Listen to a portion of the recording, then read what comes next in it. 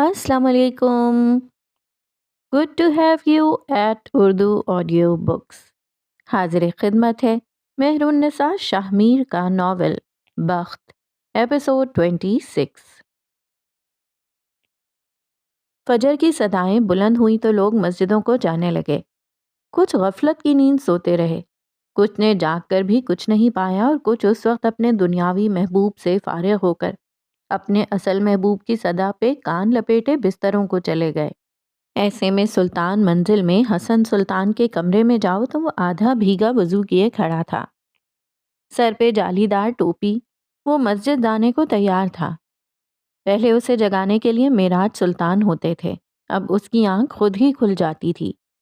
یتیم بچوں کی ضرورت پوری کرنے والے لوگ بہت ہوتے ہیں، لیکن ان کے ناز اٹھانے والے کوئی نہیں ہوتے. اپنے کمرے سے نکل کر سیڑھیاں اترتا وہ نیچے کی جانب جا رہا تھا. سیڑھیوں کی دائیں طرف حالے کا کمرہ تھا. وہ کمرے کے دروازے کو دیکھ کر رک گیا. یاسیت سے اس دروازے کو دیکھا. جب کبھی معراج سلطان اسے نماز کے لیے اٹھاتے تھے، وہ اپنی نیند پوری نہ ہونے کا بدلہ حالے سے لیتا تھا. اس کے کمرے کا دروازہ تب تک بجاتا رہتا جب تک وہ بیزار ہو کر اٹھ نہ جاتی. جیسے ہی حسن کو اس کے قدموں کی چاپ دروازے کے قریب محسوس ہوتی، وہ چھپاک سے بھاگ جاتا. اس نے آنکھیں بند کر کے ایک اداس سی سانس ہوا کے سپرد کی. وہ حالے کو مس کرتا تھا اور بہت زیادہ کرتا تھا، لیکن اس نے حسن کو کسی تیسرے کی وجہ سے چھوڑ دیا. اس نے آنکھیں کھولی. نہ اب معراج سلطان تھے نہ حالے سلطان، اب بس حسن سلطان تھا، اور وہ اکیلا تھا. حالے کے کمرے کے بند دروازے کو دیکھتا وہ واپس مڑ گیا. صبح مسجد جانے سے پہلے وہ برونو کو کھانا ڈال کر جاتا تھا. برونو کے لیے سرونٹ کوارٹر کے قریب ایک ڈاگ ہاؤس بنا رکھا تھا. اسے گھر کے اندر آنے کی اجازت نہیں تھی کہ معراج سلطان کو کتے گھر میں لانا پسند نہیں تھا. انہوں نے حسن اور حالے کو صاف صاف کہہ رکھا تھا، اگر تم لوگ کسی بھی کتے کو میرے گھر لائے تو میں تم دونوں کو جائیداد سے آگ کر دوں گا. حالے نے اپنی جائیداد سے ہاتھ دھونے کے بجائے اپنے پالتو جانوروں کو ڈونیٹ کرنا صحیح سمجھا، جبکہ حسن برونو کو چھوڑنے پر راضی نہ ہوا اور اس کے لیے سرونٹ کوارٹر میں ایک بڑا سا ڈاگ ہاؤس بنایا. لیکن اس کے لیے بھی اسے ملازمین کی اجازت لینی پڑی تھی، اور وہ بھی معراج سلطان کے حکم پہ. ان کا کہنا تھا کہ وہ ہمارے ملازم ضرور ہیں، لیکن جس جگہ وہ رہ رہے ہیں اور جب تک رہ رہے ہیں تب تک وہ زمین ان کی ہے، اور وہ اپنی زمین پہ جس چیز کو الاؤ کریں گے وہی رکھی جائے گی. خیر، یہ ماضی کے قصے تھے. سرونٹ کوارٹر کا جنگلہ پار کرتا وہ اندر آیا تو برونو اس کے قدموں کی آہٹ پہ ہمیشہ اس کے پاس آ جاتا تھا، لیکن آج وہ شاید گہری نیند میں تھا. حسن اس کے ہاؤس کے قریب پہنچا، وہ پھر بھی باہر نہیں آیا. اب کہ حسن ذرا حیران ہوا. اس نے جھک کر اندر دیکھا اور پھر کرنٹ کاٹ کر دور ہٹا. چہرہ یکدم سفید پڑنے لگا. اندر برونو خون سے لت پت آخری سانسیں لے رہا تھا. حسن لڑکھڑاتے قدموں سے وہیں گھاس پہ گر گیا. اس کی آنکھیں پھٹی کی پھٹی رہ گئیں. آنکھیں شوق سے باہر نکلنے کو ابلیں. لب اب تک ہلکے سے وا تھے. وہ دھیرے دھیرے خود کو گھاس پہ پیچھے کرتا جا رہا تھا. چند لمحہ اسی طرح شوق رہنے کے بعد وہ مرے مرے قدموں سے دوبارہ اٹھ کھڑا ہوا. کانپتے ہاتھوں سے ڈاگ ہاؤس کی چھت ہٹائی، پھر پورا ڈاگ ہاؤس اٹھا کر دور ہٹایا. اس کا سارا جسم بری طرح لرز رہا تھا. اب کہ اس کا دل پھٹنے کو آیا تھا. برونو کے پیٹ پہ گولی لگی تھی. اس کے پھٹے ہوئے گوشت سے خون نکل نکل کر زمین کو تر کر گیا تھا. اس وقت اس خون پہ چونٹیوں کی ایک لمبی قطار تھی. وہ گھٹنوں کے بل اس کے قریب بیٹھا. اس کی آنکھوں سے کب آنسو نکلنے لگے اسے پتہ بھی نہیں چلا. برونو، مائی بوائے، کیا ہوا ہے تمہیں؟ یہ کس نے کیا؟ مجھے بتاؤ برونو، بتاؤ. وہ برونو کے سر کو گود میں رکھے بری طرح چلا رہا تھا. میں تمہیں مرنے نہیں دوں گا، اوکے؟ تمہیں کچھ نہیں ہوگا، کچھ نہیں ہونے دوں گا میں تمہیں. یہاں دیکھو میری طرف، میں تمہیں کچھ نہیں ہونے دوں گا. وہ ہذیانی انداز میں چلایا. وہ رو رہا تھا، تسلی دے رہا تھا، امید تھام رہا تھا. یہ کس نے کیا برونو؟ وہ پھوٹ پھوٹ کر رونے لگا تھا. برونو نے اپنی آنکھیں بمشکل کھول کر اس کو دیکھا اور اپنا سر اس کے گھٹنے سے رگڑا. حسن کے آنسو مزید تیزی سے بہنے لگے. میں ابھی کے ابھی تمہیں ہسپتال لے کے جاؤں گا، تم فکر مت کرو، اوکے؟ ہم ابھی ہسپتال جائیں گے، میں ابھی آتا ہوں۔ اس نے آنکھیں صاف کیں، برونو کا سر گھاس پر رکھا اور اندر کی طرف بھاگا۔ اسے والیٹ لے کر آنا تھا۔ 1 منٹ، کیا اس کے والیٹ میں پیسے تھے؟ وہ رک گیا، آنسو بھی رک گئے۔ اس کے پاس پیسے نہیں تھے اور کافی دنوں سے نہیں تھے۔ وہ کیا کرے؟ کیا برونو کو مرنے دے؟ اس نے ایک نظر مڑ کر بھورے بالوں والے کتے کو دیکھا۔ اس کی آنکھوں میں جینے کی آس تھی، بس اس کو ایک لمحہ لگا تھا فیصلہ کرنے میں۔ اس نے فیصلہ کر لیا، وہ برونو کو مرنے نہیں دے سکتا تھا۔ وہ اندھا دھند اندر کی طرف بھاگا۔ وہ اماں کو نہیں جگا سکتا تھا، ان کا بی پی کل رات سے ہائی تھا، ابھی تھوڑی دیر پہلے وہ سوئی تھیں۔ سفیر سے کسی اچھے کی امید اسے تھی نہیں، نہ جانے کب اس کا رخ شمس سلطان کے کمرے کی جانب ہوا، اسے پتہ نہیں چلا۔ ان کے کمرے کے دروازے پر پہنچ کے اس نے دھڑا دھڑ دروازہ بجا ڈالا، 1 بار 2 بار، لیکن کوئی آواز نہیں آئی۔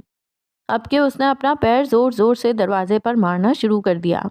اگلے ہی لمحے دروازہ کھلا تھا۔ نیند سے بھری ہوئی آنکھوں اور شب خوابی کے لباس میں کھڑی فروا کے چہرے پر بیزاری تھی۔ کیا تمہارے لیجنڈری باپ نے تمہیں مینرز نہیں سکھائے؟ آدھی رات کو کیا کسی کا دروازہ اس طرح بجاتے ہیں؟ ان کے لہجے میں طنز تھا۔ حسن ان کو پیچھے ہٹاتے ہوئے اندر آیا تھا۔ فروا ارے ارے کرتی رہ گئیں۔ آوازیں سن کر جاگنے والے شمس سلطان بیڈ سے ٹیک لگائے بیٹھے تھے۔ ان کے چہرے پر ناسمجھی کا تاثر تھا۔ چچا جان، باہر میرے برونو کو گولی لگی ہے، میرے پاس پیسے نہیں ہیں، کچھ پیسے دے دیں، میں آپ کو واپس کر دوں گا۔ وہ حواس باختہ بوکھلایا ہوا سا کہہ رہا تھا۔ اس کے کپڑے دامن کی جگہ سے خون آلود تھے، اس کا چہرہ سوتا ہوا تھا۔ کتنے پیسے؟ شمس نے بغیر کسی تاثر کے بس 2 لفظ پوچھے۔ حسن کے چہرے پر ذرا سا اطمینان پھیلا۔ اپنا کارڈ دے دیں، مجھے نہیں پتا کتنے خرچ ہوں گے، جلدی کریں پلیز۔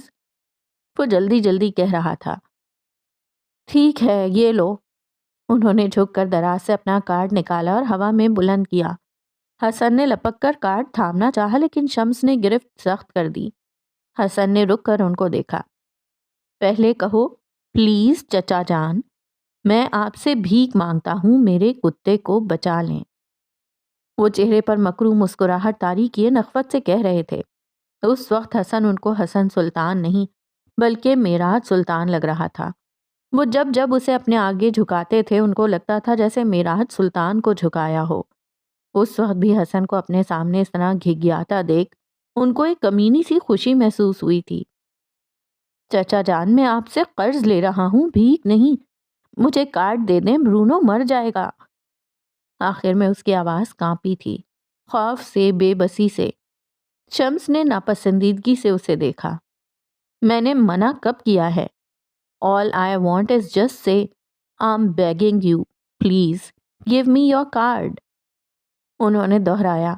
کارڈ اب بھی ان کی 2 انگلیوں اور حسن کی 2 انگلیوں کے درمیان پھنسا ہوا تھا، اور کچھ بھی بولنے سے پہلے سوچ لینا، کیونکہ وہ کتا تمہارے پاس تمہارا آخری رشتہ ہے۔ باپ تمہارا مر گیا ہے، بہن تمہیں منہ نہیں لگاتی، اور تمہاری ماں تو ایک زندہ لاش ہے، اور باقی رہا کون؟ تمہارا کتا۔ کیا تم اسے مرنے دو گے؟ کیا حسن سلطان بس اپنی انا کی وجہ سے ایک معصوم انسان کی جان لے لے گا؟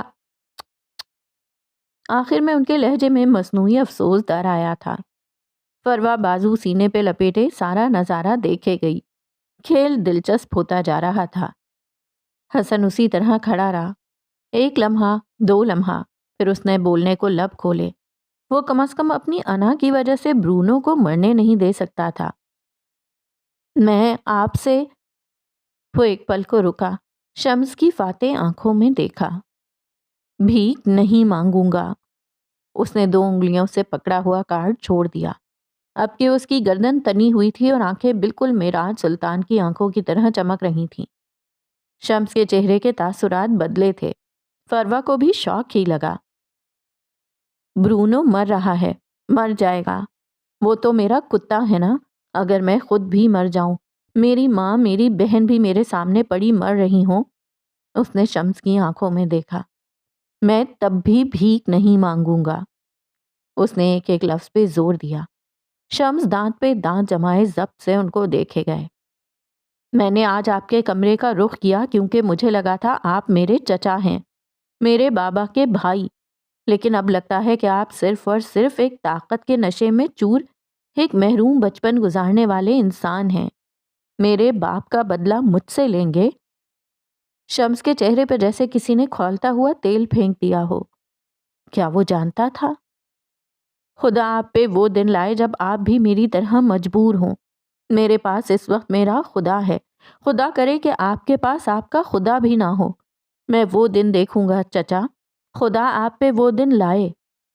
وہ بے بسی غم اور درد سے پھٹے ہوئے لہجے میں کہتا دروازہ کھول کر باہر نکل گیا۔ پیچھے شمس ہوائیاں اڑتے چہرے کے ساتھ ساکت بیٹھے رہ گئے۔ اب کے سیڑھیاں اترتے ہوئے اس کے قدموں میں شکستگی تھی۔ آنکھوں کے آنسو خشک ہو چکے تھے، لیکن آنکھوں میں بے تحاشا تکلیف تھی۔ ہر بار آنسوؤں کا خشک ہو جانا نعمت نہیں ہوتی، کئی بار یہ سب سے بڑا عذاب بن جاتا ہے۔ کب راہداری طے ہوئی، کب گھر کا لان طے ہوا، کب اس نے سرونٹ کوارٹر کا جنگلہ پار کیا، اسے کچھ پتہ نہیں چلا۔ وہ بس من بھر کے قدم اٹھاتا چل رہا تھا۔ آج سے پہلے کوئی سفر اتنا لمبا نہیں لگا تھا، آج سے پہلے اسے کبھی اتنی بے بسی محسوس نہیں ہوئی تھی۔ لیکن کیا آج سے پہلے حسن سلطان کبھی اتنا اکیلا ہوا تھا؟ گھاس پہ پڑا برونو کا وجود ساکت ہو چکا تھا، خون بہنا بند ہو چکا تھا، ساری تکالیف ختم ہو گئی تھیں۔ حسن اس کے قریب کھڑا اس کو دیکھتا رہا، پھر دھیرے سے نیچے بیٹھا، نرمی سے اس کے بال سہلائے۔ ایک آنسو ٹوٹ کر گرا تھا۔ آئی ایم سوری برونو، وہ ہلکی آواز میں بڑبڑایا۔ میں نے تمہیں مرنے دیا، آئی ایم سوری۔ اس کی آواز میں ایسا دکھ تھا کہ الامان۔ لیکن میں کیا کرتا؟ تم میرے بیٹے ہو، میں تمہیں ذلت کی زندگی نہیں دے سکتا تھا۔ تم عزت کی موت مرے ہو، تم اعلیٰ نسل اور ایک ویلیویبل جانور تھے۔ میں تمہیں ذلت کی زندگی نہیں دے سکتا تھا، میں یہ نہیں کر سکا، آئی ایم سوری۔ یکدم اس کی آنکھیں ایک بار پھر برسنے لگیں۔ برونو کا وجود دھندلا ہونے لگا۔ اس نے بے دردی سے آنکھیں رگڑیں۔ لیکن کیا آنسو صاف کر لینے سے غم ختم ہوا کرتا ہے؟ یوسف سلطان کے کمرے میں اس وقت چائے کا دور چل رہا تھا۔ وہ اپنے بیڈ گراؤنڈ سے ٹیک لگائے بیٹھے تھے، چہرہ غمزدہ سا تھا۔ سادہ جامنی رنگ کے سوٹ میں اس کا رنگ مزید کھل رہا تھا، بھورے بال شانوں پر بکھرے ہوئے تھے، ہاتھوں میں نفیس سے سونے کے کنگن تھے جو کہ فروا نے دیے تھے، انگلیوں میں ڈائمنڈ رنگز۔ وہ ہر لحاظ سے نو بیاہتا لگ رہی تھی، لیکن اس کے چہرے پر ڈھیروں اداسی تھی۔ آپ چائے کیوں نہیں پی رہے ابا؟ اپنی چائے کا گھونٹ لیتے ہوئے مہر نے سوال کیا۔ یوسف سلطان نے اداس آنکھیں اٹھا کر اس کو دیکھا۔ اس دن ہوٹل میں ہالے آئی تھی نا؟ انہوں نے مہر کے چہرے پر نظریں جمائے پوچھا۔ مہر کے چہرے پر کوئی تاثر نہیں آیا۔ اچھا، مجھے تو نہیں دکھی، اس نے عام سے لہجے میں جواب دیا۔ مجھے اس کی موجودگی محسوس ہو جاتی ہے۔ مہر وہ وہاں تھی، مجھے اس کی خوشبو آئی تھی، اور تم جانتی ہو کہ وہ وہاں تھی، تم مجھے اس سے ملوا سکتی تھیں، میں اسے دیکھ ہی لیتا۔ ان کے لہجے میں یاسیت تھی۔ مہر چند لمحہ ان کو دیکھتی رہی۔ آپ کو مجھ سے کبھی محبت نہیں ہوتی ابا؟ اس کے لہجے میں کچھ تھا، کچھ حسرت سی، کچھ دکھ سا۔ اگر تمہیں حالے جیسی محبت چاہیے تو نہیں، وہ محبت میں کسی سے نہیں کر سکتا۔ وہ میرے لیے نگین ہے، وہ میرے لیے معراج کی پہلی اولاد ہے، وہ میرے لیے میری حالے ہے۔ اصل سے سود پیارا ہوتا ہے۔ مہر، مجھے معراج سے زیادہ محبت حالے سے ہے۔ تم اس کی جگہ کیوں آنا چاہتی ہو؟ تم ایک الگ انسان ہو، اپنا الگ مقام بناؤ۔ مہر ماں بس ایک گہری سانس لے کر رہ گئی۔ ہر کوئی اس سے کہتا تھا وہ اپنی جگہ بنائے، لیکن کیا پانی سے لبالب بھرے ہوئے گلاس میں دوسرا پانی ڈالا جا سکتا تھا؟ پانی بہہ جائے گا، فرش خراب ہو جائے گا۔ اسی طرح سلطان منزل کے مکین اور مہر کے عزیز لوگوں کے دلوں میں حالے کی محبت بھری ہوئی تھی۔ جس طرح اس گلاس میں ایک گھونٹ بھی مزید پانی کی گنجائش نہیں ہوتی، اسی طرح سفیر اور یوسف سلطان کے دل میں حالے کے علاوہ کسی مہر وہاج کی محبت کی گنجائش نہیں تھی۔ ان کے دل ایک ہی محبت سے بھرے ہوئے تھے۔ ان کے دل سیر تھے، اور سیر ہوئے دلوں میں کچھ بھی ڈالو گے تو قے کی صورت واپس نکلے گا۔ کیا تم حالے سے میری بات کروا سکتی ہو؟ وہ کافی دیر بعد بولے تھے۔ وہ آپ سے بات نہیں کرے گی ابا، وہ بہت ضدی ہے، مہر نے تکان سے جواب دیا۔ حالے ضدی نہیں ہے مہر، اس نے کبھی ضد کی ہی نہیں، وہ غیرت مند ہے، وہ نکالی ہوئی جگہ پہ دوبارہ نہیں آتی۔ غیرت مند باپ کی غیرت مند بیٹی، انہوں نے جیسے فخر سے کہا تھا۔ اس میں ایسا کیا ہے ابا؟ اس کے چہرے پر تجسس تھا۔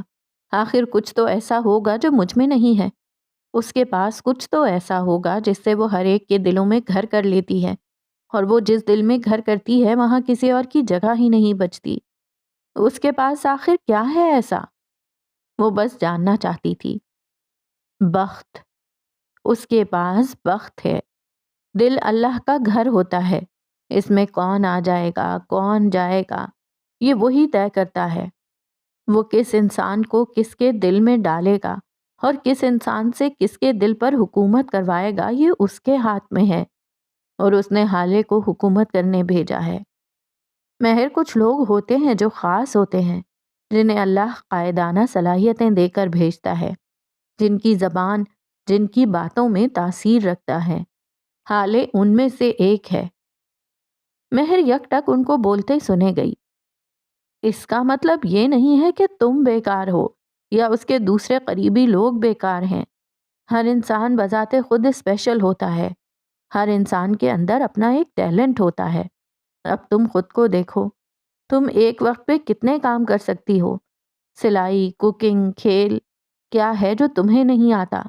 تم ہمیشہ سے فرسٹ پرائز لیتی رہی ہو، اور حالے وہ تو ٹاپ 10 میں بھی نہیں آتی تھی۔ وہ اسکول میں اپنی باتوں کی وجہ سے مشہور تھی اور تم اپنی ذہانت کی وجہ سے۔ نہ وہ اعلیٰ ہے نہ تم کمتر، بس سب کا ٹیلنٹ مختلف ہے۔ تم نے کیوں حالے کو سر پر سوار کر لیا ہے؟ آخر میں ان کا لہجہ نرم تھا۔ مہر کو ذرا ڈھارس ہوئی، اس کے پاس یوسف سلطان تھے۔ چلیں میں آپ کی بات کرواتی ہوں۔ وہ تیار ہو گئی۔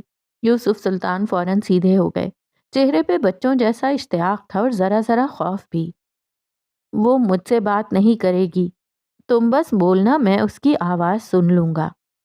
اس نے سر ہلایا۔ مہربان نے کال ملائی، بیل جا رہی تھی اور پھر اگلے لمحے کال پک کر لی گئی۔ ہیلو، اس کی نیند میں بوجھل آواز سنائی دی۔ اس کی آواز سن کر یوسف سلطان کی جیسے روح تک شانت ہو گئی۔ ہیلو، کیسی ہو تم؟ ٹھیک ہوں، آپ بتائیں اتنی صبح صبح؟ وہ جمائی روکنے کی کوشش کرتی ہوئی اٹھ بیٹھی۔ کیوں میں صبح صبح کال نہیں کر سکتی؟ آپ صبح صبح ہی تو کال کرتی ہیں، یہ تو آپ کا فیوریٹ کام ہے، لوگوں کی نیندیں حرام کرنا۔ اس نے لہجے کو ہلکا پھلکا بنانا چاہا، لیکن اس کی آواز کا کھوکھلا پن یوسف سلطان کو بخوبی محسوس ہو رہا تھا۔ عمر کہاں ہے؟ ایک دو غیر ضروری باتوں کے بعد مہر نے یوسف سلطان کے اشارے پر عمر کا پوچھا تھا۔ حالے رک گئی۔ وہ اصل میں مجھے نہیں پتا، شاید جاگنگ کرنے گیا ہوگا یا شاید کہیں اور، اس نے لاپرواہی سے جواب دیا۔ خیال رکھا کرو، اس کے آنے جانے پر نظر رکھو، جاگنگ وغیرہ بہانہ ہی ہوگا، اصل میں کچھ اور مصروفیات ہوں گی۔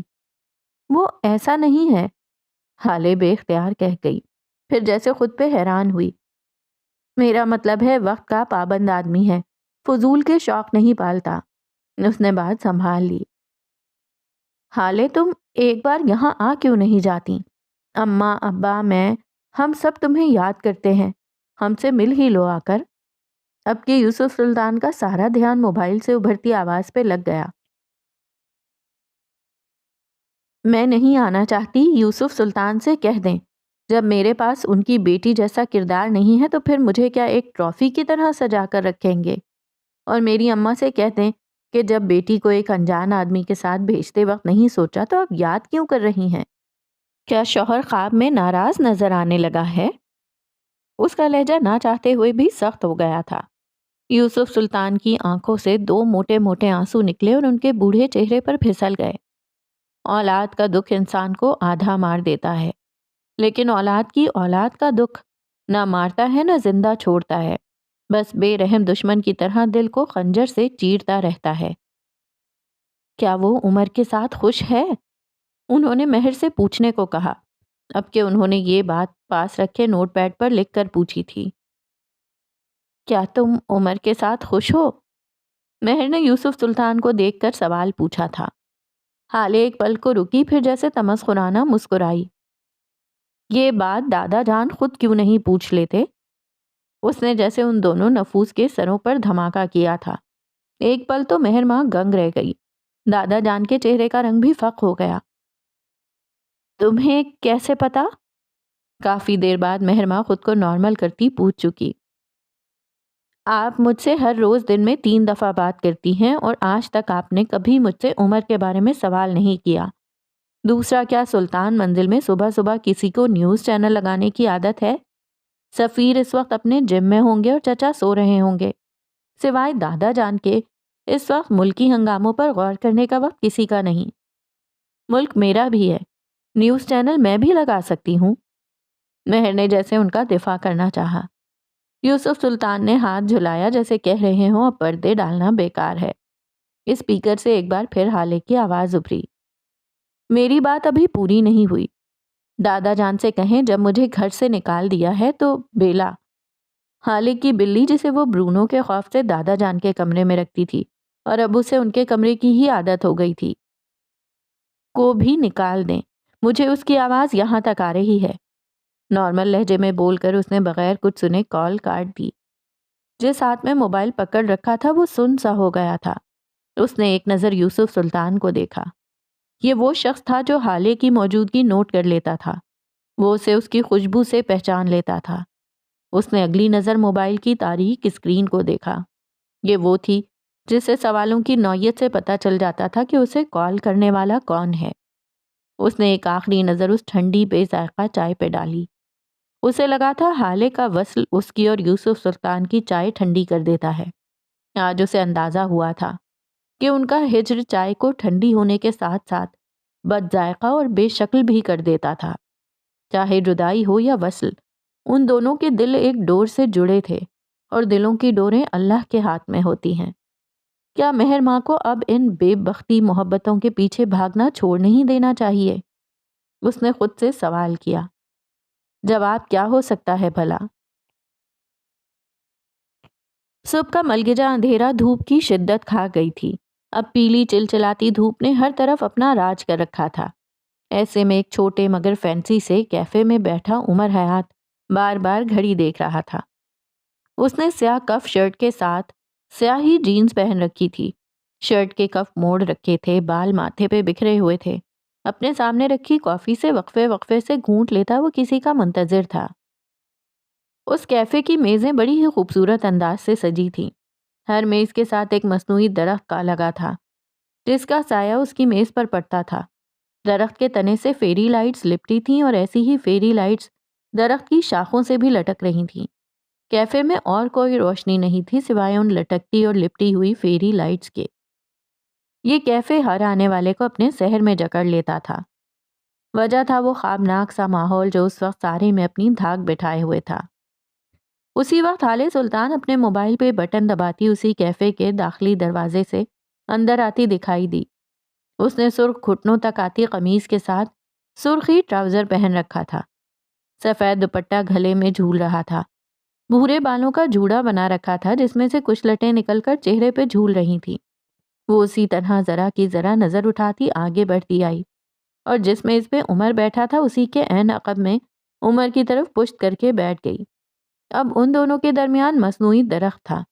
وہ دونوں ایک دوسرے کی یہاں آمد سے قطعاً بے خبر تھے۔ وہ دونوں ایک دوسرے کے بے حد قریب تھے، بس درمیان میں درخت کا تنا نہ ہو تو۔ لیکن کیا درمیان میں صرف ایک درخت تھا؟ اسی پل عمر کو اپنے سامنے سے سفیر سلطان آتا دکھائی دیا۔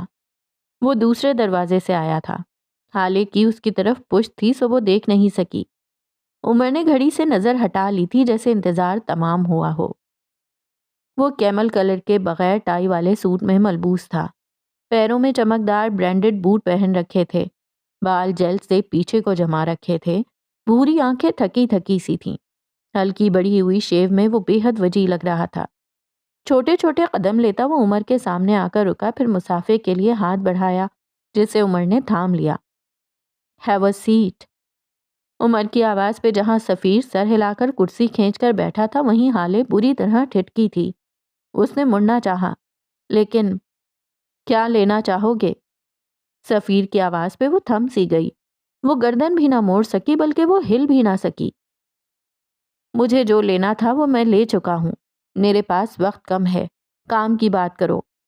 عمر ازلی بیزار لہجے میں بولا تھا۔ سفیر ہنوز مسکراتا رہا، جیسے آج اپنا موڈ نہ خراب کرنے کا تہیہ کر رکھا ہو۔ عمر کے منع کرنے کے باوجود اس نے اشارے سے ویٹر کو بلایا اور ایک آرڈر نوٹ کروایا۔ ویٹر چلا گیا تو سفیر نے مسکرا کر عمر کو دیکھا۔ ایسی بھی کیا کنجوسی یار، ذرا شاہ خرچ بنو۔ ہاتھ تنگ ہے تو مجھے بتاؤ، میں تمہارے افسران سے بات کر لیتا ہوں، دوبارہ بحال کروا دیتا ہوں، کیا کہتے ہو؟ وہ ایسے عام سے لہجے میں کہہ رہا تھا جیسے وہ دونوں کوئی بہت قریبی دوست رہ چکے ہوں۔ اصل میں کیا ہے نا، مجھے پیسہ جھونکنے کی عادت نہیں ہے، کیونکہ میرا دادا کوئی زمیندار نہیں ہے، نہ اس کے پاس کروڑوں کی جائیدادیں ہیں، نہ میرا باپ شہر کے ٹاپ 10 بزنس مینز کی لسٹ میں شامل ہے۔ اس لیے میں اپنا پیسہ سوچ سمجھ کر استعمال کرتا ہوں، کیونکہ مجھے یہ وراثت میں نہیں ملا، میں نے اسے اپنے زورے بازو پہ بنایا ہے۔ میں اس مہنگے کیفے کی کافی دن میں ایک بار پینا افورڈ کر سکتا ہوں۔ جب لگا کہ مجھے اس کیفے سے دن میں 3 بار کافی پینی چاہیے تو میں مزید پیسے کماؤں، اور عمر حیات کو پیسے کمانے آتے ہیں۔ اس کے لیے مجھے اپنے اعلیٰ افسران سے تمہاری سفارش کی ضرورت قطعاً نہیں ہے۔ اس کے لہجے میں طنز نہیں تھا، نہ سختی، لیکن اس کا لہجہ کچھ باور کرا رہا تھا، اپنی قابلیت، اپنی قیمت۔ سفیر کے ہونٹوں سے مسکراہٹ جیسے جدا ہونے کا نام ہی نہیں لے رہی تھی۔ درخت کے اس طرف بیٹھی ہالے مسکرا دی، نہ چاہتے ہوئے بھی۔ دیکھو عمر، مجھے تم سے بہت اہم بات کرنی ہے۔ اس نے کوہنیاں میز پہ ٹکائیں، ہاتھوں کی انگلیوں کو باہم پھنسایا اور کہنا جاری رکھا۔ اس میں تمہارا فائدہ بھی ہے اور میرا بھی۔ میں ایک بزنس مین ہوں، مجھے لڑائی جھگڑا نہیں پسند، مجھے ٹیبل ٹاک پسند ہے، اور یہی مجھے آتا ہے، میز پر بیٹھ کر ڈیل کرنا، کچھ فائدہ اگلے کا اور زیادہ میرا، لیکن یہ واحد ڈیل ہوگی جس میں میرا فائدہ تم سے کم ہوگا۔ اس کے سامنے بیٹھا عمر اور درخت کے تنے کے اس پار بیٹھی ہالے غور سے اس کی بات سنے گئی۔ ہالے میری کزن ہے، بچپن سے ہم دونوں ساتھ ہیں۔ ہالے کا دل رک سا گیا، وہ اس کی بات کرنے آیا تھا۔ عمر نے اس کو بیچ میں ٹوکا۔ 2 دن پہلے تم 31 سال کے ہوئے ہو، وہ تم سے تقریباً 10 سال چھوٹی ہے، تم دونوں کا بچپن ساتھ نہیں تھا، اس کا بچپن ہارون کے ساتھ گزرا ہے۔ سفیر ضبط سے اسے سن رہا تھا۔ عمر نے ایک معذرتی نظر سے اسے دیکھا۔ اصل میں پولیس والا ہونا، باتوں کی ہیر پھیر نہیں پسند، ہمارے سامنے کوئی جھوٹ بولے تو برداشت نہیں ہوتا، کیونکہ جس کام میں ہم اچھے ہوتے ہیں اس میں کسی اور کی تعریف ہم سے برداشت نہیں ہوتی۔ وہ کس فخر سے خود کو جھوٹا کہہ رہا تھا؟ سفیر بل کھا کر رہ گیا۔ دیکھو عمر، ہم دونوں کی بہت اچھی انڈرسٹینڈنگ رہی ہے، ہم بہت اچھے دوست رہے ہیں، میں اس کو بہت اچھے طریقے سے جانتا ہوں۔ کیا تم آفیشل ڈیلز بھی اتنی بڑی تمہید کے بعد کرتے ہو؟ میں بور ہو گیا ہوں، اب بول بھی چکو۔ عمر نے بیزاری سے اسے ٹوک دیا۔ سفیر کھول کر رہ گیا، جی میں آیا کہ اس دراز قد مرد کی گردن توڑ دے، لیکن وہ ضبط کیے بیٹھا رہا۔ ویٹر آیا، کافی کے 2 مگ رکھے اور واپس مڑ گیا۔ سفیر نے 1-2 لمحہ اس کی آنکھوں میں دیکھا، قدرے آگے کو ہوا، آواز دھیمی کر لی۔ تم حالے کو طلاق دے دو۔ اس نے سنجیدگی سے مدعا سامنے رکھا۔ عمر کے مانو پورے جسم پہ کسی نے تیزاب پھینک دیا ہو۔ اس کے جسم کے سارے اعصاب تن گئے، کنپٹی کی رگ بری طرح پھڑکنے لگی۔ یہی حالت درخت کے اس پار بیٹھی ہالے کی بھی تھی۔ اس کا چہرہ سرخ ہو گیا تھا، گال اہانت سے دہکنے لگے تھے، دل کو جیسے دھکا سا لگا تھا۔ کیا وہ اتنی بے مول تھی کہ دو مرد اسے کافی کے درمیان ڈسکس کر رہے تھے؟ اسے زندگی میں اس سے پہلے کبھی اتنی بے عزتی محسوس نہیں ہوئی تھی۔ عمر جب کچھ نہ بولا تو سفیر نے اضافہ کیا، دیکھو عمر، میں تمہیں ایک بلائنڈ چیک دوں گا، میں تمہیں اپنی کمپنی کے آدھے شیئرز تک دینے کو تیار ہوں، تمہاری نسلیں بیٹھ کر کھائیں گی عمر۔ سوچو، وہ عورت، وہ بانجھ ہے۔ حالے کو لگا جیسے کسی نے اس کا دل آری سے چیر دیا ہو۔ اس کی آنکھیں بے اختیار ڈب ڈبائیں۔ عمر بس اسے دیکھے گیا۔ اس کی آنکھوں میں خون اترتا جا رہا تھا۔ اس کی ماں کو دیکھ لو، شادی کے 10 سال تک کوئی اولاد نہیں ہوئی۔ اس کے ماموں کے یہاں 4 سال اولاد نہیں ہوئی۔ ان کے خاندان کی آدھی فیملیز نے بچے گود لے رکھے ہیں، اور اگر کسی کے یہاں اولاد ہوتی بھی ہے تو 10-12 سال بعد۔ تم کتنا انتظار کرو گے عمر؟ تمہارے آگے پیچھے کوئی نہیں ہے۔ تم اپنی نسل ہی نہ بڑھا سکے تو کیا کرو گے ایسی عورت کا؟ وہ ہلکی سی فکر مندی سے کہہ رہا تھا۔ حالے کی آنکھوں سے آنسو نکل کر ٹپ ٹپ میز پر گرتے جا رہے تھے۔ دل کی تکلیف بڑھتی جا رہی تھی۔ کتنے پیسے دے سکتے ہو تم؟ اس کی بات پوری ہونے پر عمر نے بس یہی سوال کیا۔ سفیر کی بھوری آنکھیں چمک اٹھیں۔ جتنے تم مانگو گے، میرے پاس بہت پیسہ ہے، میں اپنے گھر کا سب سے امیر مرد ہوں، وہ فخر سے بتا رہا تھا۔ اگر میں اسے چھوڑ دوں تو کیا وہ تمہارے ساتھ خوش رہے گی؟ حالے کی آنکھوں میں بے بسی بھرا غصہ ابھرا تھا۔ اس کا جی چاہا تھا اٹھے اور سفیر کا منہ تھپڑوں سے لال کر دے، لیکن وہ بیٹھی رہی۔ ایلیٹ کلاس کی بگڑی ہوئی امیر زادی کو گریسفل رہنا تھا۔ سفیر کی آنکھوں میں سرد سا تاثر آ گیا۔ میں اسے کبھی معاف نہیں کروں گا۔ تمہیں لگتا ہے میں اسے اس لیے پانا چاہتا ہوں تاکہ اسے معاف کر کے اس کے ساتھ ایک آئیڈیل زندگی گزاروں؟ وہ آگے جھکا۔ آواز مزید سرد ہو گئی۔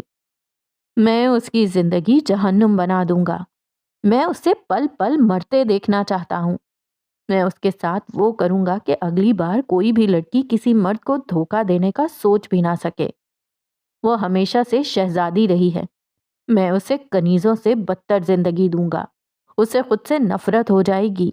وہ مرنا چاہے گی لیکن میں اسے موت نہیں دوں گا۔ وہ ایسی سفاکیت سے کہہ رہا تھا کہ کسی کا بھی دل ڈوب جائے، لیکن حالے اسی طرح بیٹھی رہی، گردن سیدھی اور بہتے ہوئے آنسو۔ عمر سارے وقت میں پہلی بار مسکرایا۔ عمر نے بغیر کچھ کہے میز پر رکھے اپنے موبائل کی جانب دیکھا، پھر سفیر کو دیکھا، جیسے کہہ رہا ہو، میں ایک کال کر لوں؟ سفیر نے گردن کے خم سے شور کہہ کر پیچھے کو ٹیک لگا لی۔ کافی کا مگ اٹھا کر منہ سے لگایا۔ عمر نمبر ڈائل کر کے فون کان سے لگا چکا تھا۔ حالے نہ چاہتے ہوئے بھی عمر کے جواب کی منتظر رہی۔ کال مل گئی تھی۔ عمر نے ہیلو کہتے ہوئے بات کا آغاز کیا۔ ہاں عدیل یار، ایک بات پوچھنی تھی۔ آگے سے کچھ کہا گیا۔ ہاں یار، خیریت ہے، بس یہ پوچھنا تھا کہ کتوں کے پاگل ہونے کا موسم آ گیا ہے کیا؟ اس کا لہجہ کچھ جتا رہا تھا۔ اس کی نظریں سفیر کے چہرے پر گڑی ہوئی تھیں۔ اچھا، ابھی نہیں شروع ہوا، لیکن میرے سامنے تو ایک بل ڈاگ بیٹھا ہے، کب سے بھونکے ہی جا رہا ہے، بھونکے ہی جا رہا ہے۔ اس کی آواز اب کے ذرا سخت ہوئی تھی۔ سفیر کے چہرے کا رنگ بدلا تھا۔ حالے نے درخت کے تنے سے ٹیک لگا لی۔ گرم گرم آنسو گالوں پر بہتے جا رہے تھے۔ اچھا، ویسے حکومت کی طرف سے کیا حکم ہے؟ گولی مار دیں یا چھوڑ دیں؟ اس نے آگے کو ہو کر اپنی سیاہ آنکھیں جیسے سفیر کی آنکھوں پر گاڑ دیں۔ آگے سے مزید کچھ کہا گیا۔ عمر کے چہرے پر مایوسی سی پھیل گئی۔ اچھا، کاٹنے پر گولی کا حکم ہے؟ ارے نہیں، کاٹ نہیں رہا، بس بھونک رہا ہے۔ بھونکنے پہ گولی نہیں مار سکتے؟ یار یہ کیسا اصول ہے؟ وہ جیسے بدمزہ ہوا۔ سفیر کا چہرہ اہانت سے سرخ ہونے لگا، آنکھیں لہو چھلکانے لگی تھیں۔ حالے بس اس مرد کی آواز سنے گئی جسے اس کے باپ نے اس کے لیے چنا تھا۔ عمر میز پر کوہنی رکھے مزید آگے کو ہوا، چہرہ سفیر کی طرف جھکایا، آواز سرگوشی کی مانند ہلکی کر لی، آنکھوں میں جیسے خون سوار ہو گیا ہو۔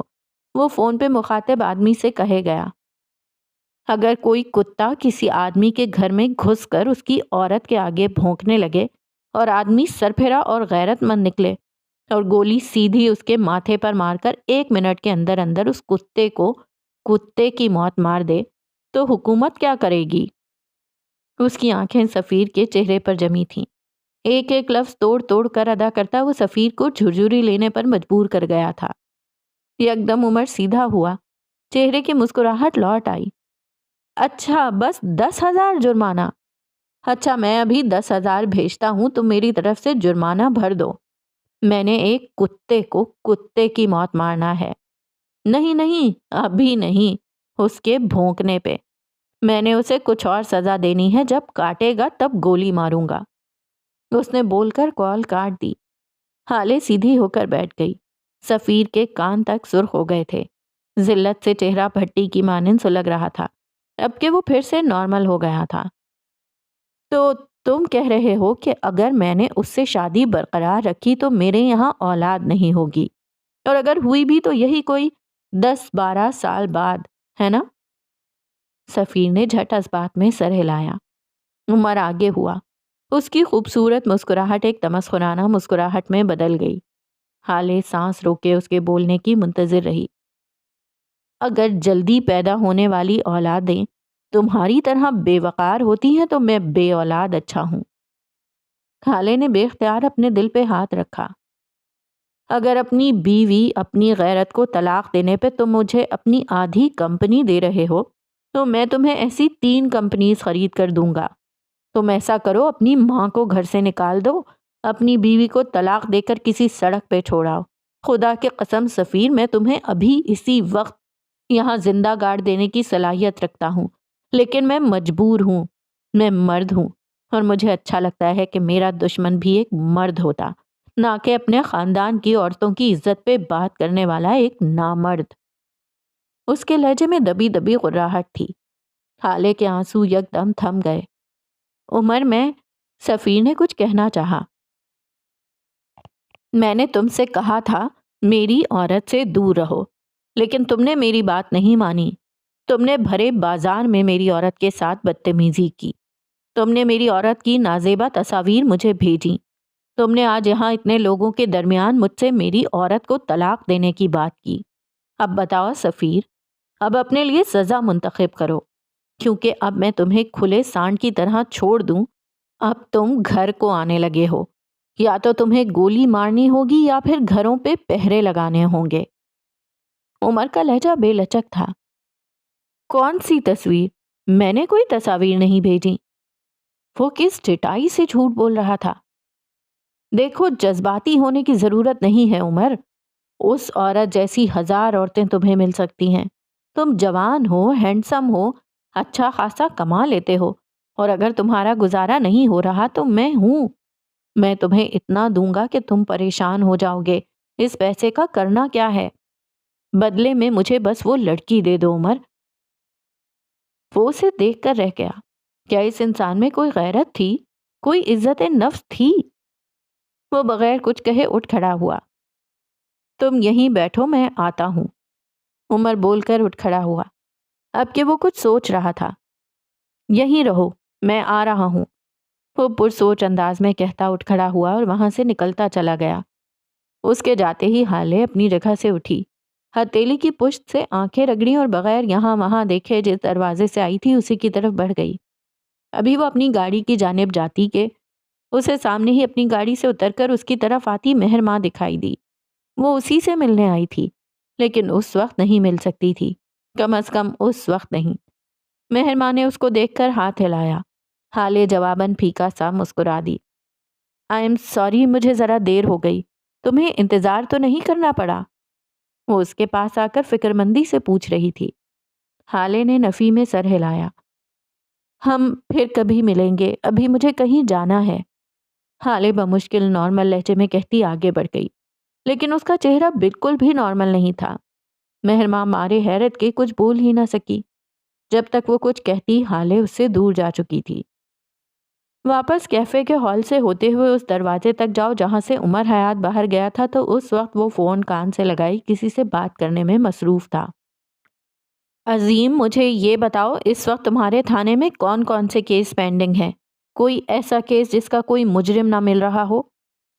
سر ایک SUV کی چوری کا کیس ہے۔ یہ نہیں۔ عمر بدمزہ ہوا۔ سر 2 ریپ کیس ہیں، ان کے مجرم ملے تھے لیکن DIG صاحب کے کہنے پر ان کو چھوڑنا پڑا۔ نہیں یہ بھی نہیں، کچھ اور۔ وہ مطمئن ہو کے ہی نہیں دے رہا تھا۔ سر وہ کسٹم والے نوید کی بیوی کا 20 تولہ سونا اور ڈائمنڈ کے کڑے بھی چوری ہو گئے ہیں، بڑا تنگ کر رکھا ہے انہوں نے۔ عمر نے بیزاری سے گردن پیچھے پھینک دی۔ عظیم تم مرنا چاہتے ہو؟ اس نے سنجیدگی سے پوچھا۔ اگر نہیں مرنا چاہتے تو مجھے اپنے تھانے میں پڑا سب سے گھٹیا، سب سے بیکار، عزت تار تار کرنے والا کیس بتاؤ۔ اب اگر تمہارا جواب میری مرضی کے مطابق نہ ہوا تو کل رات میری صلاحیتیں تم دیکھ چکے ہو۔ عظیم نے ضبط سے فون کو گھورا۔ یہ کیسا عذاب گلے پڑ گیا۔ سر کل رات نائٹ ڈیوٹی کرتے میرے بندوں نے 4 کلو چرس پکڑا ہے، جن سے پکڑا وہ بندہ بھاگ گیا۔ چرس ہمارے پاس رکھا ہے۔ اب کی عمر کی بانچھیں تک کھل گئیں۔ اسے لے آؤ، 10 منٹ کے اندر اندر سارا چرس لے آؤ۔ میں ایک ایڈریس بھیج رہا ہوں، وہاں بھیجو اپنے بندے فوراً۔ وہ چہک رہا تھا، اس کے چہرے پہ جیسے شانتی پھیل گئی تھی۔ اب اس نے کال کاٹ کر ایک اور نمبر ملایا تھا۔ یہاں سے چند میل دور اپنے آفس میں بیٹھی عائدہ کا فون بجنے لگا۔ عمر کا نمبر دیکھ کر اس نے لپک کر فوراً فون اٹھایا تھا۔ عمر تم کہاں ہو یار؟ نہ کال کرتے ہو نہ کہیں نظر آتے ہو۔ تم ٹھیک تو ہو؟ وہ فون کان سے لگائے فکر مندی سے پوچھ رہی تھی۔ وہ ایک 27-28 سالہ گوری رنگت والی لڑکی تھی۔ آنکھیں سنہری اور بال اسٹیپس میں کٹے تھے۔ وہ ایک نیوز رپورٹر تھی اور اس وقت اس کا سوتا ہوا چہرہ بتا رہا تھا کہ اسے کوئی نیوز نہیں مل رہی۔ تم وہ سب چھوڑو، میری بات سنو۔ نیوز چاہیے؟ عمر مسکراتے ہوئے پوچھ رہا تھا۔ عائدہ کا چہرہ کھل سا اٹھا۔ ظاہر ہے چاہیے، ورنہ وہ میرا گنجا باس چاہتا ہے میں پاگل کتوں پر ایک ریسرچ کروں اور نیوز لاؤں۔ اب اس گدھے کو کون سمجھائے مجھے کتوں سے الرجی ہے۔ وہ لڑکی سخت خوف زدہ تھی۔ عمر ہنس پڑا۔ ایک ایڈریس بھیج رہا ہوں، وہاں پہنچ جاؤ 10 منٹ کے اندر اندر۔ اپنے باقی بہن بھائیوں کو بھی بلا لو۔ یہاں بہن بھائیوں سے مراد اسی کے جیسے چند اور رپورٹرز تھے۔ دفتن عمر رکا۔ یہ کام تھوڑا رسکی ہے، تم شور ہو تمہیں کوئی مسئلہ نہیں ہے؟ عائدہ جو میز پہ رکھے اپنا سامان سمیٹ رہی تھی۔ زیادہ سے زیادہ جان کا خطرہ ہوگا نا؟ اگر اس گنجے نے مجھے نکال دیا تو تائی ویسے بھی میری جان لے لے گی۔ اب موت سے کیا ڈرنا، چاہے تائی مارے چاہے نیوز کے چکر میں مرنا پڑے۔ وہ فیصلہ کن لہجے میں کہتی کال کاٹ چکی تھی۔ عمر نے آسودگی سے آنکھیں موند لیں۔ 15 منٹ بعد سفیر سلطان سڑک کی بائیں جانب کھڑی اپنی گاڑی کی طرف بڑھ رہا تھا۔ اس کے ایک ہاتھ میں موبائل تھا۔ عمر اسے کیفے میں بٹھا کر خود نہ جانے کہاں چلا گیا تھا اور اب کال کر کے اسے باہر آنے کو کہا تھا۔ عام حالات میں سفیر اس کے احکامات پر لعنت بھی نہ بھیجتا، لیکن اس وقت معاملہ مختلف تھا۔ ابھی اس نے اپنی گاڑی کے ہینڈل پر ہاتھ رکھا ہی تھا جب ایک پولیس والے نے اس کے ہاتھ کے اوپر اپنا ہاتھ رکھا۔ سفیر نے مڑ کے اسے دیکھا۔ یہ کیا بدتمیزی ہے؟ افسر سامنے آ کر کھڑا ہو گیا۔ بدتمیزی نہیں ہے سر، اطلاع ہے۔ ہمیں اطلاع ملی ہے کہ آپ کی گاڑی میں منشیات ہیں، ہمیں تلاشی لینی ہوگی۔ وہ مؤدب سا کہہ رہا تھا۔ سفیر نے طنزیہ نظروں سے اسے دیکھا۔ میں سفیر سلطان ہوں، تم جانتے ہو میں کون ہوں؟ ابھی کے ابھی تمہاری وردی اتروانے کی طاقت رکھتا ہوں۔ اب اپنی بکواس بند کرو اور ہٹو یہاں سے۔ وہ تلخی سے کہتا اسے ہاتھ سے دور ہٹانے لگا جب اپنے سامنے سے چند مائک اور کیمرہ تھامے لوگوں کو اپنی طرف آتے دیکھا۔ اس نے گاڑی کا دروازہ کھول کر اندر بیٹھنا چاہا لیکن 2 پولیس افسران نے اسے بازوؤں سے جکڑ لیا۔ اس وقت تک کیمرے اور مائک تھامے ہوئے لوگ بھی قریب آ چکے تھے۔ سفیر کے خوبرو چہرے پر اب کے ہلکی ہلکی سبکی آئی تھی۔ دیکھیں میں ایک ٹیکس پے کرنے والا شریف شہری ہوں، آپ اس طرح مجھے ہراساں نہیں کر سکتے، آپ کی اطلاع غلط ہے۔ وہ اپنا بازو چھڑواتے ہوئے کہہ رہا تھا۔ چہرہ دھوپ کی تمازت اور دبائے ہوئے غصے سے سرخ ہو رہا تھا۔ اگر آپ اتنے ہی شریف ہیں تو گاڑی کی تلاشی کیوں نہیں دے رہے؟ سٹیپس میں کٹے بالوں والی لڑکی سامنے آئی تھی۔ آپ پولیس کو کارروائی کرنے دیں، باقی ہم سب جانتے ہیں آپ کتنے شریف ہیں۔ آپ کا خاندان اس وقت خبروں کی زینت بنا ہوا ہے سفیر سر، بہتر ہوگا آپ پولیس کو ان کا کام کرنے دیں۔ ورنہ آج کی نیوز بلیٹن میں ایک بار پھر سلطان خاندان کے چرچے ہوں گے۔ سفیر نے قہر برساتی نظروں سے اس کو دیکھا، پھر جھٹکا دے کر اہلکاروں سے اپنا بازو چھڑوایا۔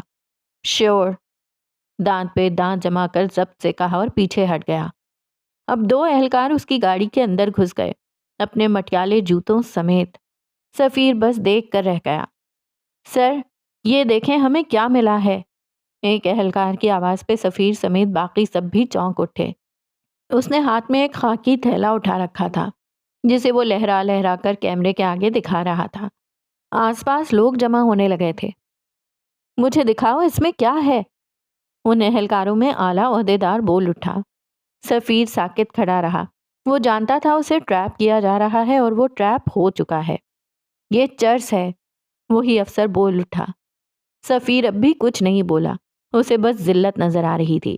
اسے بس کمپنی کے شیئرز گرتے ہوئے نظر آ رہے تھے۔ اسے بس اپنے باپ کی طرف سے ملنے والی پھٹکار نظر آ رہی تھی۔ اسے اپنی سوسائٹی کی معنی خیز نظریں نظر آ رہی تھیں۔ اسے اپنے آگے مائک پکڑے بولتے ہوئے لوگوں کی آواز نہیں آ رہی تھی۔ اس کے کانوں میں لوگوں کے معنی خیز فقرے گونج رہے تھے۔ اس کے کان متوقع ذلت نے بند کر دیے تھے۔ پولیس والے اس سے کچھ پوچھ رہے تھے لیکن وہ سن نہیں رہا تھا۔ کیمرے، مائک، چلتے بجھتے فلیش، اور پھر ان سب کے درمیان سفیر کے ہاتھوں کو کچھ محسوس ہوا۔ اس کے ہاتھوں پہ ہتکڑی لگائی جا رہی تھی۔ سفیر سلطان، ہم آپ کو منشیات کی غیر قانونی… افسر اس سے کچھ کہہ رہا تھا۔ رپورٹرز کچھ پوچھ رہے تھے لیکن وہ بس متوحش نظروں سے اپنے ہاتھ پر لگی ہتکڑی کو دیکھنے لگا۔ اس کے ہاتھ کانپ رہے تھے۔ سفیر سلطان، کیا آپ اس بارے میں کچھ کہنا چاہیں گے؟ آخر کو آپ نے ایسا قدم کیوں اٹھایا؟ آخر آپ ان کاموں میں کیسے ملوث ہوئے؟ آپ کب سے یہ کام کر رہے ہیں؟ سفیر سلطان جواب دیں۔ سفیر سلطان جواب دیں۔ مائک پکڑے لوگ اس سے کچھ کہہ رہے تھے۔ میں نے یہ نہیں کیا، میں نے کچھ نہیں کیا۔ اس کے لب ہلکے سے پھڑپھڑائے۔ کیا آپ کا یہ کاروبار صرف کراچی تک محدود ہے یا پھر ملک کے دوسرے شہر بھی آپ جیسے عمرا کی ایسی حرکتوں کی زد میں ہیں؟ تم لوگ مجھے اس طرح گرفتار نہیں کر سکتے، میں نے کچھ نہیں کیا۔ اب کہ وہ ذرا بلند آواز میں بولا۔ سفیر سلطان، کیا آپ کے والد بھی آپ کے اس کام میں شامل ہیں؟ سفیر سلطان، کیا آپ کو فریم کیا جا رہا ہے؟ میں تم سب پہ ہتک عزت کا دعویٰ کروں گا۔ میں ایک عزت دار شہری ہوں، تم لوگ مجھے اس طرح نہیں لے کر جا سکتے۔ میں نے کہا نا، میں نے یہ نہیں کیا۔ وہ اب زور زور سے چلا رہا تھا۔ پولیس اسے اپنی گاڑی کی طرف لے کر جا رہی تھی۔ میں ایک ایک کو دیکھ لوں گا، میں نے یہ نہیں کیا۔ کیا تم لوگ پاگل ہو گئے ہو؟ سفیر سلطان ہوں میں سفیر سلطان ہوں، میں اپنی گاڑی میں چرس رکھوں گا۔ وہ سرخ چہرے کے ساتھ غرا رہا تھا۔ ہاتھ کھولو میرے، تم لوگ میرے ساتھ یہ نہیں کر سکتے، میں نے نہیں کیا یہ، چھوڑو مجھے، ہاتھ کھولو میرے، میں تم سب کو دیکھ لوں گا۔ وہ پولیس اہلکاروں کی معیت میں گھسیٹتا ہوا چلا جا رہا تھا، ساتھ ساتھ بلند آواز میں چلا رہا تھا۔ کیمرے دھڑا دھڑ اس کی تصاویر اور ویڈیو اتار رہے تھے۔ اس کا چہرہ اہانت سے بھر گیا تھا۔ ایک اہلکار نے اس کو زبردستی پولیس موبائل میں بٹھا دیا۔ وہ اب بھی چلا رہا تھا، غرا رہا تھا، بے یقینی سے اپنی صفائی دے رہا تھا، دھمکا رہا تھا۔ مجھے نہیں لے کر جا سکتے تم، میں سفیر سلطان ہوں، ہاتھ کھولو میرے، تم لوگوں نے مجھے فریم کیا ہے، میں سفیر سلطان ہوں، ہاتھ کھولو میرے۔ تصویریں لینا بند کرو، تم دفع ہو جاؤ۔ وہ بلند آواز میں چلا رہا تھا۔ وہ مزید بھی کچھ کہہ رہا تھا لیکن چلتی ہوئی پولیس موبائل میں اس کی آواز معدوم ہوتی جا رہی تھی۔ ذلت کیا ہوتی ہے، آج سفیر سلطان کو یہ علم ہو ہی جائے گا۔ اپنی گاڑی کے ساتھ ٹیک لگائے عمر حیات مسکرایا۔ میرے چارہ گر کو نوید ہو، صف دشمناں کو خبر کرو، وہ جو قرض رکھتے تھے جان پر، وہ حساب آج چکا دیا۔ وہ اتنی بلند آواز میں گنگنایا کہ کئی لوگوں نے اسے مڑ کر دیکھا تھا۔ اس نے ہاتھوں سے جیسے نادیدہ گرد جھاڑی تھی اور اپنی گاڑی کے اندر بیٹھ گیا۔ گاڑی اپنی منزل کو جا رہی تھی جب عمر کا موبائل بجنے لگا۔ اس نے موبائل نکال کر دیکھا، حسن سلطان کالنگ۔ اس نے فوراً کال پک کی۔ ہیلو؟ اس نے ایک محتاط سا ہیلو کہا۔ کیا ہم مل سکتے ہیں؟ اس نے سنجیدگی سے پوچھا۔ عمر کو کچھ غیر معمولی ہونے کا احساس ہوا۔ تم کہاں ہو؟ میں آ جاتا ہوں۔ جواباً حسن نے کچھ کہا تھا۔ عمر نے بغیر کچھ کہے کال کاٹ دی۔ اس کا چہرہ اب حد سے زیادہ سنجیدہ ہو گیا تھا۔ تھوڑی دیر بعد اس نے اسی پارک کے آگے گاڑی روکی جہاں وہ کل حسن سے ملا تھا۔ گاڑی لاک کر کے وہ متلاشی نظروں سے اس کو ڈھونڈتا ہوا آگے آیا۔ پھر اسے زیادہ محنت نہیں کرنی پڑی۔ سامنے ہی ایک درخت کے نیچے وہ اسے بیٹھا نظر آیا۔ اس نے سفید شلوار قمیض پہن رکھی تھی جس پہ خون کے دھبے تھے۔ عمر دھک سے رہ گیا۔ تیز تیز قدم اٹھاتا وہ اس کے پاس پہنچا۔ حسن نے اس کو دیکھ کر سر اٹھایا۔ اس کی آنکھیں خشک تھیں، ایسے جیسے قحط سالی کے بعد زمینیں خشک ہوتی ہوں۔ عمر خاموشی سے اس کے ساتھ بیٹھ گیا۔ کیا تم ٹھیک ہو؟ اس نے فکرمندی سے پوچھا۔ مجھے پیسے چاہیے، اس نے سنجیدگی سے کہا۔ اس کے لہجے میں آج کچھ تھا کہ چونکا جائے، کچھ ایسا کہ غور کیا جائے۔ کتنے؟ عمر نے یک لفظی سوال کیا۔ میں کمانا چاہتا ہوں، کوئی پارٹ ٹائم جاب چاہیے۔ کیا تم مجھے فیور دے سکتے ہو؟ تم مجھ سے لے لو۔ تم مجھے فیور دو گے یا نہیں؟ اس نے سختی سے پوچھا۔ اوکے، میں کل تک تمہارا کام کر دوں گا۔ اب بتاؤ تمہارا کتا کہاں ہے؟ اوہ سوری، تمہارا بیٹا۔ اس نے ماحول کو ہلکا پھلکا بنانا چاہا لیکن یہ ایک بہت بری کوشش تھی۔ حسن چند لمحے اس کو دیکھتا رہا۔ مر گیا، اس نے عمر کی آنکھوں میں آنکھیں ڈال کر بے تاثر لہجے میں کہا۔ وہ مر گیا اور میں اس کو بچا نہیں سکا۔ اس نے میرے سامنے دم توڑ دیا۔ وہ عجیب لہجے میں بول رہا تھا۔ عمر سانس روک کے سنے گیا۔ اس کا خون بہہ رہا تھا، بہت خون بہہ رہا تھا۔ اس نے مجھ سے کہا میں اس کو بچا لوں۔ میں نے اس سے کہا میں بچا لوں گا، لیکن وہ رکا۔ دھوپ رک گئی، ہوا رک گئی، دل بھی رک سا گیا، اور میں اسے نہیں بچا سکا۔ میں نے اسے مرنے دیا کیونکہ میرے پاس پیسے نہیں تھے، کیونکہ میرے پاس میرا باپ نہیں تھا، میری بہن نہیں تھی۔ وہ رو نہیں رہا تھا لیکن اس کی آواز، اس کا چہرہ کسی کو بھی رلا سکتا تھا۔ تم کسی سے پیسے لے سکتے تھے، تم کچھ کر سکتے تھے، تم اسے مرنے کیسے دے سکتے ہو؟ عمر کی آواز میں ملامت تھی۔ میں نے مانگے تھے، اس کی آواز بھرا گئی۔ میں نے شمس چچا سے پیسے مانگے تھے۔ انہوں نے کہا اگر میں ان سے بھیک مانگوں گا تو وہ مجھے پیسے دے سکتے ہیں۔ میں نے نہیں مانگی۔ کیا مجھے مانگنی چاہیے تھی؟ عمر رک سا گیا۔ اس کو لگا جیسے کسی نے اس کا دل مٹھی میں لے لیا ہو۔ بتاؤ نا، کیا مجھے بھیک مانگنی چاہیے تھی؟ اس کا لہجہ رند گیا۔ کیا مجھے؟ انگلی سے سینے پہ دستک دی۔ حسن معراج کو بھیک مانگنی چاہیے تھی؟ عمر خاموشی سے اسے دیکھتا رہا۔ میں نے پوچھا کیا مجھے بھیک مانگنی چاہیے تھی؟ وہ پوری قوت سے دہاڑا۔ اس کا چہرہ، اس کی آنکھیں سرخ ہو گئی تھیں۔ عمر چند ثانیے اسے دیکھتا رہا۔ ہاں، تمہیں مانگ لینی چاہیے تھی۔ اگر تمہارے جھکنے سے اس کی زندگی بچ جاتی تو تمہیں بھیک مانگ لینی چاہیے تھی۔ اس کا لہجہ جتاتا ہوا تھا۔ حسن نے نظریں جھکا لیں۔ اب کے آنکھوں سے آنسو بھی بہہ نکلے۔ برونو 2 ماہ کا تھا جب میں اسے خرید کر لایا تھا۔ اس نے زمین کو دیکھتے ہوئے کہنا شروع کیا۔ میں نے اس کا بہت خیال رکھا، اس کا کھانا پینا، سونا جاگنا، سب چیزوں کا بہت خیال رکھا۔ جب وہ 1 سال کا ہوا تو بابا نے مجھے کہا کہ اب یہ اپنا خیال رکھ سکتا ہے، اس کو گھر سے نکالو۔ میں اڑ گیا۔ میں نے ضد پکڑ لی کہ برونو میرے ساتھ رہے گا۔ بابا نے مجھے کہہ دیا یا تو برونو گھر کے باہر رہے گا یا پھر وہ اسے دوبارہ وہیں چھوڑ آئیں گے جہاں سے لائے تھے۔ عمر یک ٹک اس کو سنے گیا۔ ایک دن میں گھر پہ نہیں تھا۔ برونو بابا کے کمرے میں گھس گیا۔